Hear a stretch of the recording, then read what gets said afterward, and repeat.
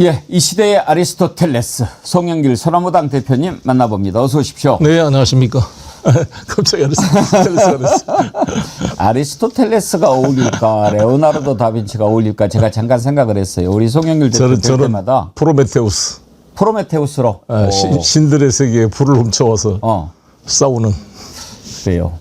근데 거기는 이제 신화의 인물이니까 실존 인물 중에서 생각을 해봤어요.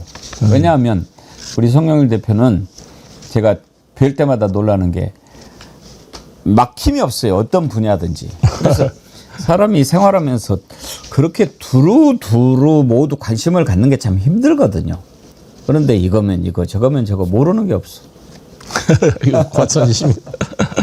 먼저 네. 지혜를 하나 구합시다. 네.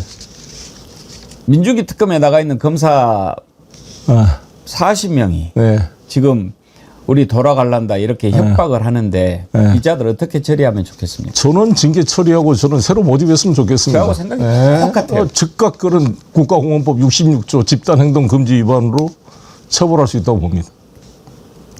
그래가지고 옷 벗겨야죠. 더 빨리 불감청 고소원이다. 다 네. 벗겨야죠. 제가 여기 와서 한번 이야기했잖아요. 이진수 차관부터 시작해서 지금 노만석 그 차장 이런 사람들이 다 파견한 거 아닙니까? 여기 특검했다가 네. 검사들을 어떤 기준으로 파견했냐고 그러니까.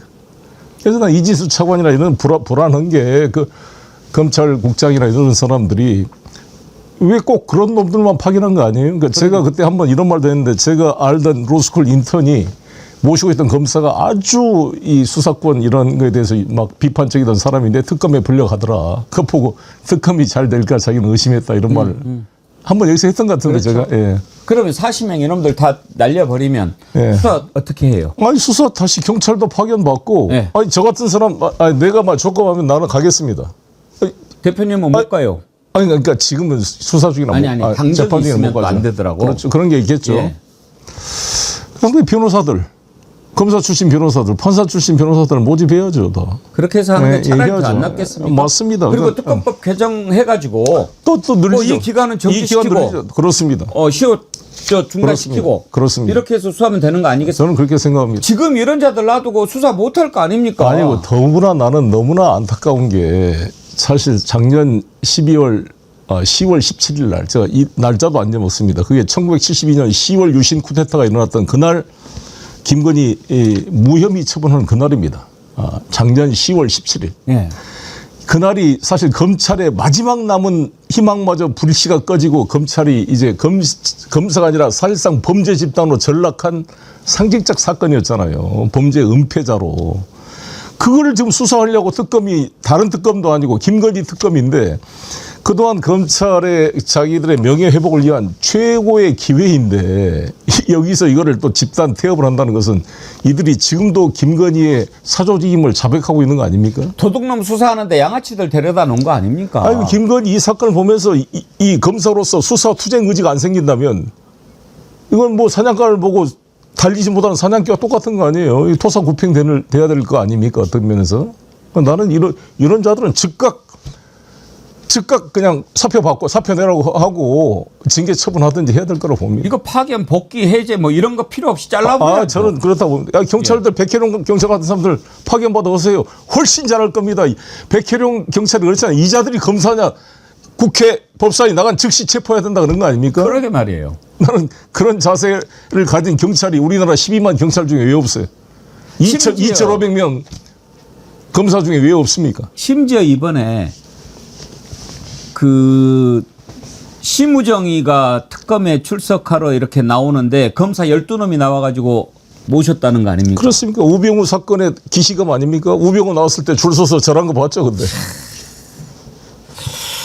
얘들은 검찰 이 범죄 조직단의 마피아 같은 구성원으로 그 조직원에서 찍힐까가 더 무서운 겁니다. 국가 권력보다도, 국가 헌법 질서보다도. 그러니까 철저히 해체시켜야 될 범죄 집단이다 이렇게 생각합니다. 근데 조은석 특검도 있고 이명현 특검도 있는데 민중기 특검의 밑에 있는 놈들이 이러는 이유가 뭘까요? 그러니까 김건희의 특별한 무슨 게 아직도 남아있는 모양이죠, 이놈들이. 김건희 관련해가지고. 해필이면 김건희 특검에서 그러냐고. 김건희가 문제입니까? 민중기가 문제입니까? 모르겠습니다. 정말 이런 자들이 그동안에 어떻게 해왔습니까? 그래서 검찰을 이제 없애고 많은 국민들이 정말 잘했다 박수를 치고 어제 이재명 대통령도 검찰의 행태를 지적하지 않았습니까? 말도 안 되는 것 갖고 기소하고 그건 세 명이 판단해 갖고 무죄 내렸는데도 또 면책하려고 항소하고 상고하고 막 이렇게 해온 것이 그러니까 이게 수사기관이 아니라 범죄 집단이라고 보면 됩니다. 거의. 그러니까 여기에 동조하는 놈들은 전부 사실상 범죄 조직으로 해체시켜야 될 놈들이다. 저는 이렇게 생각합니다. 검찰한테 어떻게 당했는가 지금 아마 그것만 해도 역사가 저기 지구 끝까지 세워질 텐데 그 대표 인물이 바로 지금 송영길 대표 아닙니까? 이번에 보니까 그 보좌관 했던 박용수 씨 검찰의 해유 압박을 받은 증거를 공개를 했더라고요. 한번 들어봅시다. 예. 박용수 씨를 그냥 참고인으로 한번 소환을 할까 싶은. 네. 죄송하지만 저한테 말씀하실 게 아니라 변호사님께 말씀을 드려봐야 되지 않을까요? 저 검사님하고 통화도 했거든요. 김 변호사님하고도. 네. 왜냐면 저희들 뭐 다른 게 아니고 이제 내 접견 때문에 그런다 그래 말씀하셔가지고 이왕이면 그냥 저희들 시간을 충분히 드릴 테니까 오전에 여기서 그냥 저희들이 간단하게 박용수 씨 면담차 저희들이 소환했으니까 함께 그냥 접견을 하시는 게 안 좋겠나 싶어 갖고 전화 들었는데.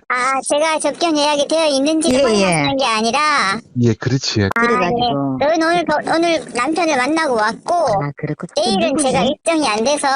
네, 그거는 안 될 것 같습니다. 저도 하는 일이 있어서. 그렇구나. 네네네. 다른 많은 걱정할 필요 없고 저희들이 그냥 간단히 면담 한번 해보려고 하는 겁니다. 한국인으로 네네네. 해보는 거니까 일단 그럼 내일 사모님은 어디야 접견 없으시네요. 네네, 그렇습니다. 일단 알겠습니다. 네, 그리고 예. 변호사님께 전화를 드려보시는 것도 좋을 것 같아요. 통화를 하셨다고요? 예, 변호사님이 지금 변호사님 조금 전에 저희들이 이제 저는 원래 저희들이 오늘 소환했는데 네. 오늘 했는데 아마 그게 김 변호사님한테 들어간 것 같습니다. 그래갖고 왜 그러냐. 네, 말씀 저희들은 다리 말 그냥 참고인으로 해가 잠시만 면담만 좀 하면 된다 그런 말씀드렸거든요. 네네네. 근데 남편 입장이 남편 지금 상황이 몸 상태가 그런 것 같더라고요. 지금 뭐 하자는 거예요, 저 친구는? 저 뒤에 보면 내용이 그렇더라고요. 이 추석 때 다가오려니까 와서 식사를 같이 좀 식사하면서 여러 가지 이야기 좀 나눕시다. 이렇게 네. 이제 유혹을 해요. 와서. 그리고 왜 혼자 다 뒤집어 쓰려는 것 같아서 안타깝다. 그러니까 송영길이 빨리 시켰다고 부르라. 이거 유도하는 거죠. 그러니까 저런 식으로 이제 검사실로 불러서 보통 구치소로 가면 10분밖에 면담 못 하는데. 예. 근데 검사실로 부르면 1시간 내내 있을 수 있고 같이 밥도 먹을 수가 있고 같이 허그도 할 수 있고 이렇게 가족들한테 편의를 제공해 주는 거죠.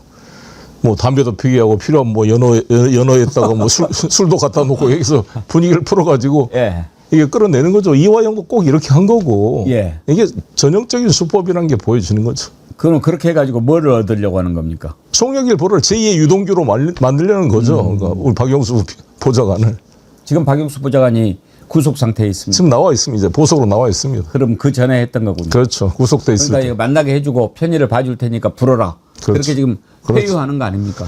그러니까 유동규나 이정근이나 비슷하잖아요. 지금 이정근 씨도 주요 임무 종사자잖아요. 제 사건에 같이 이제 공동 정범으로 저를 이제 기소를 했는데 이정근 씨는 지금 기소를 안 하고 있어요. 예. 유동규도 마찬가지잖아요. 유동규도 불기해놓고 김용 정진상만 구속시키고 유동규는 봐준 것처럼 그렇게 하는 거죠. 얘들. 정말 저렇게들 해와놓고 반성도 안 하고 지금도 자기들이 특권 계급인 거로 생각하고 이러고 있으니 검찰 해체된다고 해서 저 검사들 정신 차릴까요? 아무튼 수사를 못하게 하면 뭔가 바뀌겠죠. 그렇죠. 노무현 대통령 오른팔 창신섬유 사장 그 양반이 누구였죠? 이름이 갑자기 기억이 안 나요. 원인데? 전라북도 부안 출신. 강금원? 그러니까 강금원 씨. 예. 강금원 씨가 전라북도 부안 출신입니다. 근데 그 양반이 창신섬유를 운영하면서 돈을 벌었는데 노무현 정권 5년 내내 한 푼도 자기 사업의 확장에 이용한 적이 없으면서 오로지 노무현과 노무현 측근들을 도와줬어요. 근데 그걸로 구속이 됐잖아요. 자기가 호남인으로서 의리를 보여주겠다. 그래서 했는데, 그래서 노무현 대통령이 가장 빚진 심정을 가지고 좋아하는 사람이 강금원이었습니다. 항상 같이 청와대 술도 먹고. 그래서 난 노무현 대통령이 그렇게 검찰한테 그렇게 당했을 때 강금원 씨가 옆에 있었다면 나는 저런 비극적인 일이 안 생겼을 거라고 생각합니다. 예. 강금원 씨도 동의하더라고. 내가 있었으면. 근데 강금원 씨가 뇌 종양이 생겨가지고 이거 수술을 해야 된다고 보석 청구를 수차례 했는데 이 냉혹한 법원과 검찰이 끝까지 보석을 허가 안 해줬습니다. 그래서 결국 2009년 5월 23일 노 대통령이 돌아가시니까 그때 상가집에 가라고 그때 풀어줬습니다. 그때 저를 만나서 펑펑 울었는데 강금원 씨가 이런 잔인한 놈들이 있냐 이거야. 뇌종양으로 지금 그리고 나서 2년인가 있다가 59세 나이로 돌아가셨습니다. 60도 안 돼가지고 강금원 씨가. 이런 놈들이 윤석열이 풀어달라고 보석 그러니까 피가 끓습니다. 그냥. 대가를 한 대 주워받고 싶습니다. 이놈들.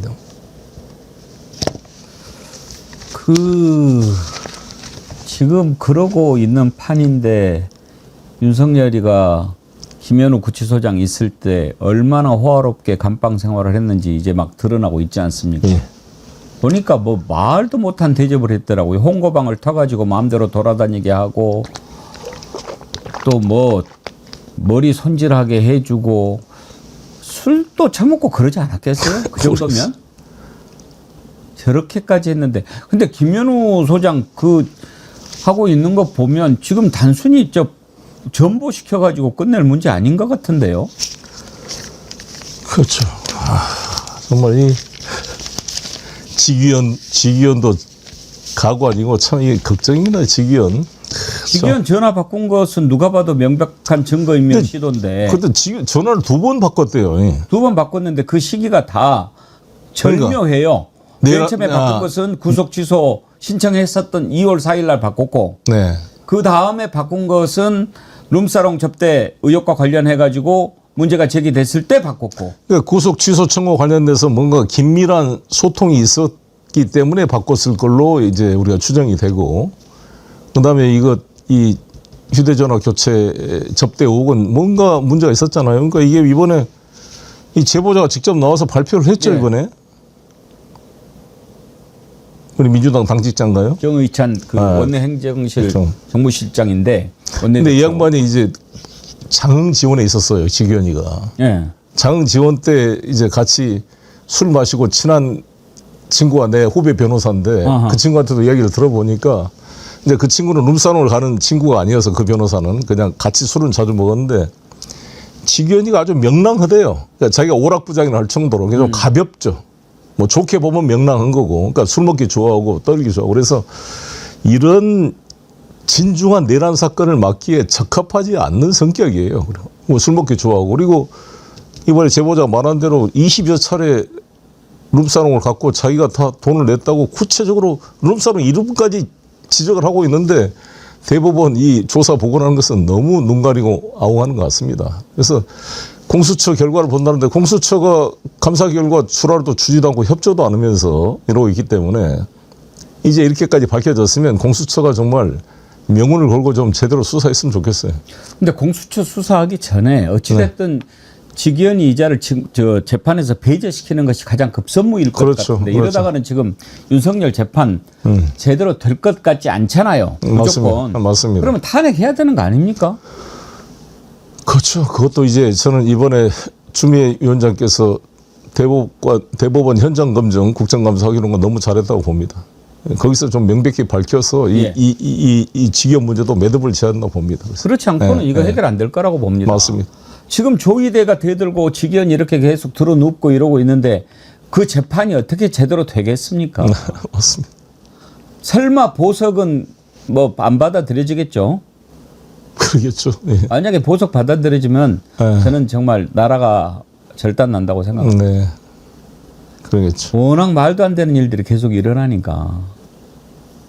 이 보석 청구는 직위원 재판부가 아니잖아요. 다른 재판부. 예, 다른 재판부인데 아니 다 지금 보면은 그놈들이라 물론 지금 몇몇 그런 놈들 때문에 막 다 욕먹는 것은 경계를 해야 됩니다만 그래도 사법부는 좀 다르다 하는 것을 보여줘야지요.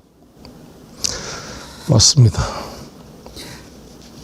지금 일단 조의대도 지금 청문회 안 나오고 다 안 나오고 그러는데 국감을 현장 국감을 하면은 국감을 해보시면 어떻습니까? 좀 뭔가 잡아낼 게 생깁니까?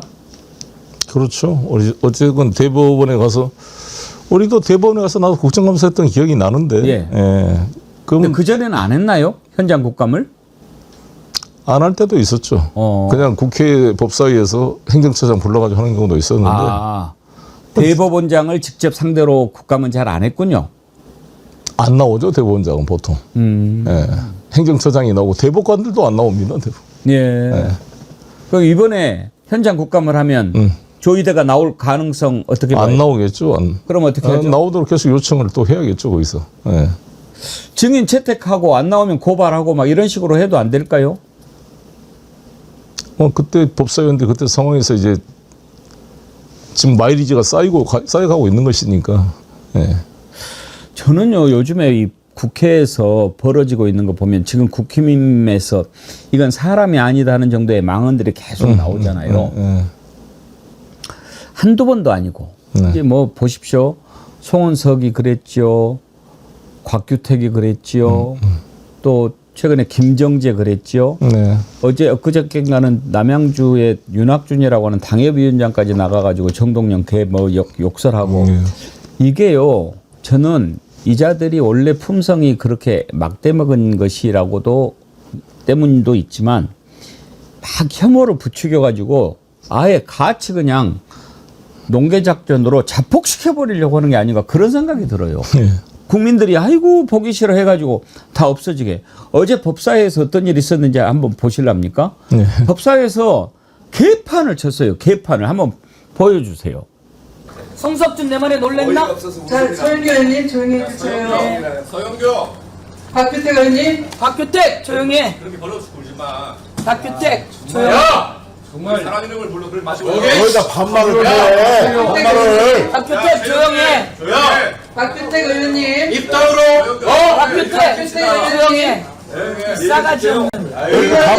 반말을 찍찍해요. 저기요 곽규택이가 서영교 버릇없이 굴지 마. 야 그러는데 곽규택이 71년생이에요. 서영교 의원은 64년생. 최혁진 의원이 70년생. 나이도 젊은 놈이 저렇게 할 수 있습니까? 나이 문제는 저게 말이 됩니까?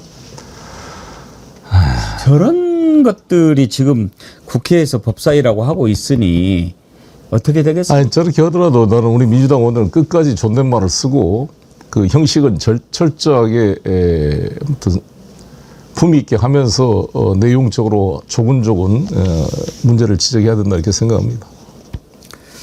아유 정말 저거 보면은 네. 아예 그냥 없애버리려고 마음을 먹은 그런 것이 아니고서는 해결이 안 된다고 생각이 됩니다. 그래도 윤석열이 대통령 있을 때보다는 훨씬 낫다 이렇게 생각하면서 위안을 가져야 됩니다. 아이고 다른 이야기 좀 가보죠. 네. 참 민주당을 떠나며 그 북콘서트 잘 마치셨어요? 네, 잘했습니다. 분위기 어땠습니까? 예, 9월 19일 날 서울에서 하고 27일 날 광주에서 했는데 예. 둘 다 분위기가 좋았습니다. 예. 이재명 대통령이 축전 보내오셨나요? 예. 그래요. 되게 이렇게 북콘서트하고 그러는 것은 일반 이제 물론 국민께 인사드리는 차원도 있지만 되게 이제 정치하는 분들이 어떤 기지개를 켜는 것으로 우리들이 많이 생각하잖아요. 네. 그렇게 받아들여도 되겠습니까? 네, 지금도 제가 소남당 대표로 활동을 하고 있으니까.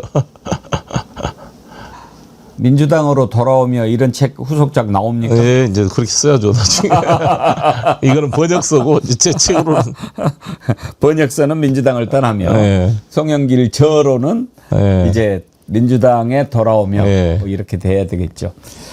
알겠습니다. 저 미국 얘기 좀 해볼게요. 네. 그쪽에 관심도 많으시고 우리 국민들이 걱정이 많은데 지금 트럼프 하는 걸 보면 도대체 저게 동맹이 맞나 이런 생각 들잖아요. 네. 근데 3,500억 불 선불로 내놔라. 네. 진짜로 하는 얘기로 보십니까? 그 진짜로는 얘기죠. 그러면은 진짜로 만약에 우리가 그거 선보라면 우리 경제 어떻게 됩니까? 뭐 그렇게 안 하는 거죠. 안 하면 네. 계속 우리는 높은 관세 부담하고 이렇게 가야 됩니까?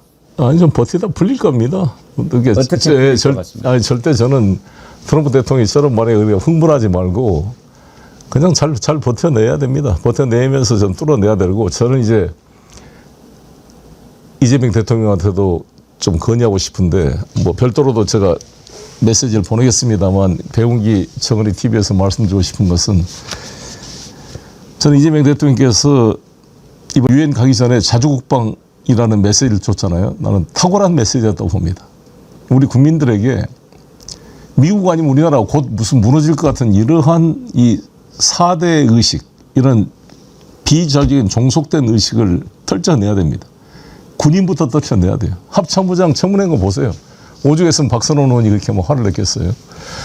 아니, 어떻게 대한민국 군인들이 스스로 이 나라를 지킬 의지와 자신감이 없이 미국이 없으면 곧 무너질 것 같은 생각을 하고 있냐고요. 동네 깡패들도 그렇게 안 하잖아요. 내 동네는 내가 지킨다. 여기는 내 영역이다. 칼부림 물고 싸우잖아요. 자기 영역을 지키려고. 이 동네 깡패들도 그러는데 하물며 대한민국 국토를 수호할 사명을 갖는 국군들이 그런 자립심이 없습니까? 연개소문 을지문덕 강감찬 장군의 그 기세가 어디 갔습니까? 이 5천년 역사에 우리가 거대한 중국 당나라 수나라하고도 싸워 이겨왔던 민족인데 아니 같은 민족의 북한 군의 지금 전력이나 예산이 이재명 대통령이 지정한 대로 우리나라 국방비가 북한 GDP의 1.5배가 되는 나라가 뭘 이렇게 벌벌 떠냐고요. 이 의식을 떨쳐버려야 우리가 미국에 대해서 우리가 협상을 가질 수가 있습니다. 박정희 대통령이 그렇게 했습니다. 이승만도 미국한테 헐말을 했습니다. 이 바보 같은 윤석열과 이 바보 같은 박근혜 다 이쪽으로만 정말 굽신거리고 다녔지. 보수 세력도 박정희도 헐말을 했고 닉슨과도 싸우고 카타오도 싸우고 율곡3 만들고 미사일 프로젝트 만들고 핵 프로그램 만들어서 자주국방을 외쳤던 게 박정희입니다. 그래서 저는 뭘 하고 싶냐면 이번에 트럼프 대통령이 피터 헤그세스 걔가 81년생인가 돼요. 젊으네요. 44세인가 됩니다. 대령인가 중령인가 했을 거예요. 근데 이 친구가 지금 전 세계 800명 장성들을 다 불러 모았습니다. 예. 그래서 이번에 쭉 자기가 강연도 하고 트럼프가 강의를 했어요. 저는 이재명 대통령께서 우리나라 장성들, 육해공군 별자리가 한 400명 될 겁니다. 우리나라도 한 장군 이상이. 다 소집해서 한번 이재명 대통령의 자주국방의 그런 철학과 우리 군 현대화에 대해서 자신감 있는 한번 강연을 했으면 좋겠다는 생각이 듭니다. 꼭 좀 부탁하고 싶습니다. 예. 그게 국민에게 주는 안도감. 그리고 분명히 저는 트럼프 대통령이 미군 감축 철수 이 카드를 들고 나올 거라고 봅니다. 막 전방위로 공격을 하기 위해서. 그럼 막 벌벌 떨고 막 무릎 꿇고 다 사인해라 이런 식으로. 거기에 굴복해서는 안 되기 때문에 사전에 작업으로서 나는 우리나라 장성 400명 모아놓고 이재명 대통령께서 강력한 자주국방 의지를 표명하고 장성들 정말 국민 앞에 자신감 있게 내 나라 내가 지킨다는 그런 결의를 다 같이 해주는 게 매우 중요하다고 봅니다. 중요한 얘기죠. 중요한 얘기예요.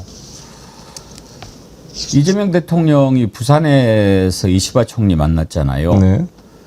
그동안에 이제 물론 뭐 셔틀 외교 정착하고 그런 차원도 있지만 일단 네. 사퇴를 밝힌 총리를 만나서 얻을 수 있는 게 뭘까요? 너무 잘했습니다. 이시바 총리가 우리 이재명 대통령한테 감동한 거 아닙니까? 그 사유로는 대통령 당선되시고 중국보다 일본을 먼저 전화를 했고 예. 미국 가기 전에 일본을 예. 방문했고 그리고 캐나다에서 만났을 때 서슴없이 이렇게 스킨십을 해주고 그래서 아주 이재명 대통령에 대한 호감도가 일본 국민 사이에서 높아지고 있습니다. 그리고 이번에 또 어찌됐건 오부치 선언을 승계하겠다. DJ 오부치 선언을 승계했던 것은 이 극우적인 아베파들보다는 좀 나은 사람이니까 마지막도 이렇게 챙겨주는 것이 영향을 미칩니다. 일본은 내각제이기 때문에 퇴임을 하더라도 다 파벌끼리 서로 이 정치에 영향을 미치기 때문에 관계를 유지하는 게 매우 중요하다고 봅니다. 예. 그런 점에서 참 잘했다. 잘했습니다. 잘했다. 네. 혹시 이시바 총리를 만나서 계속 이렇게 좀 살갑게 하는 것을 통해서 트럼프한테 전하는 메시지도 있을까요? 당연히 있다고 봅니다. 우리는 항상 미국이 주장한 게 한일 간에 왜 너희들끼리 싸우냐 이런 거에 대한 그 있었잖아요. 자기들 이렇게 연결시키려고 하는 그건 뭐 필요 없이 우리 스스로 알아서 우리가 필요한 것은 협력한다. 그리고 은근히 지금 트럼프의 일방적인 관세 정책과 투자 강요 정책에 대한 동병상련의 모습을 보일 수 있는 것이기 때문에 의미가 있다고 봅니다. 혹시 지금 이제 에이펙이 다가오고 있는데 에이펙 전에 교착 상태에 빠진 한미 간의 협상이 좀 타결될 가능성이 좀 있다고 보십니까? 가능성도 있는데 문제는 우리가 굴복하느냐 안 하느냐의 문제이기 때문에 네. 저는 이 에이펙 총회를 이유로 굴복할 수는 없는 일이다. 지난번에도 한미 정상회담을 이유로 굴복을 할 수 없었던 것처럼 미국이 변화되지 않으면 이것은 우리의 재량 범위를 넘어선 거잖아요. 지금 우리 보수 언론들도 국민의힘 일부 이상한 사람들만 빼놓고는 다 동의하잖아요. 어떻게 이거를 3,500달러 이 투자를 여기다 사인을 해 주겠습니까? 우리나라가 그냥 외환위기로 바로 무너지는데 국가 운명이 걸린 문제인데 못합니다. 이거는 누군 아무리 보수적인 사람도 할 수가 없어요. 윤석열 같은 사람은 빼고. 그러니까 이거는 버틸 수밖에 없으니까 우리 국내 여론은 이대로 사인 절대 반대일 겁니다. 아마 대부분이. 그래서 저는 버티면 이긴다라고 저는 보는 이유가 지금 브라질 50% 때려가지고 미국 커피값이 20% 올랐다는 거 아닙니까? 예. 이제 관세 올린 효과가 소비자 물가에 반영되기 시작하고 있습니다. 이제 연말 가면 이제 크리스마스 가고 그러면요.